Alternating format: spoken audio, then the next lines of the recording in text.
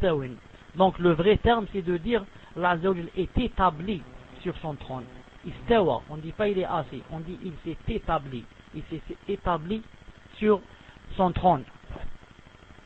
Deuxièmement, lorsqu'on dit par exemple que Allah Azza wa Jal il descend chaque nuit il descend, le dernier tiers il descend jusqu'au ciel du bas monde et il dit est-ce qu'il y a quelqu'un qui m'invoque, je lui donne, est-ce qu'il y a quelqu'un qui me veut quelque chose, je lui donne, etc.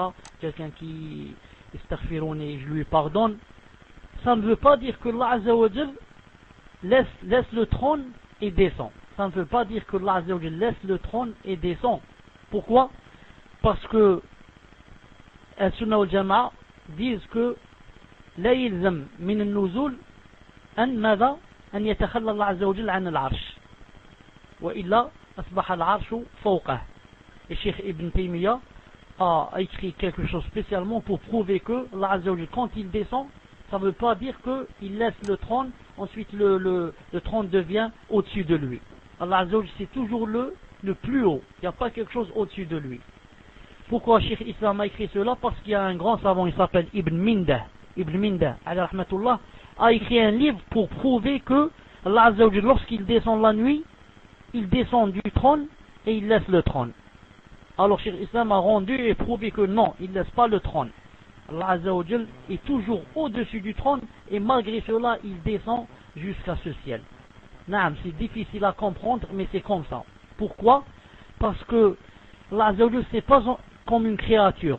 Moi quand je suis là je ne peux pas être ici au Koweït et en même temps je vais dans un autre pays. Ou là je suis dans cette chambre et en même temps je suis dans la cuisine. Je ne peux pas. Mais Allah Azza wa Jal pour lui tout est possible. Étant sur le trône, il descend. Étant sur le trône et il descend. Tout est possible. Allah Azza wa Jal peut joindre entre les contradictions. Nous on ne peut pas. Par exemple, moi je fais la course avec quelqu'un. On est deux, on fait la course. Est-ce que je peux en même temps être le premier et je peux en même temps être le dernier? Non. Ou bien je vais être le premier ou bien le dernier. Mais Allah Azza wa Jal, chez lui ça, c'est possible ces deux choses. Huwa al-awwal, huwa al-akhir. En même temps, il est le premier et le dernier. Huwa al-awwal, huwa al-akhir. Des choses comme ça qui se contredisent pour nous, pour Allah Azza wa Jal, il n'y a pas de contradiction. Il est sur le trône et en même temps, il est sur le septième ciel, le dernier tiers de la nuit. Mais certains ulama, comme Cheikh Ibn Uthaymin, alayhi rahmatullah, il dit, de préférence, on ne dit pas, il quitte ou il quitte pas le trône. On se tait. On dit, Allah Azza wa Jal descend chaque nuit, il descend une descente spéciale qui lui sied, Azza wa Jal, qui lui convient, نزولا يليق به سبحانه عز وجل من غير أن نخوض في الكلام هل تخلى عن العرش وتركه أم ما زال عليه. إنما نقول ينزل فقط ونسكت. هذا قول الشيخ بن عثيمين عليه رحمة الله.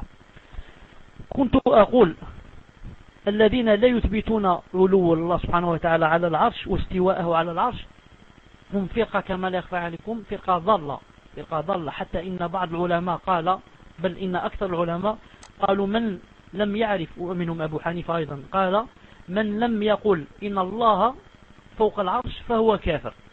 Même certains ulama ont dit que quiconque dit que Allah Azza wa Jal n'est pas sur le arsh, n'est pas sur le trône, c'est un kafir, c'est un mécréant.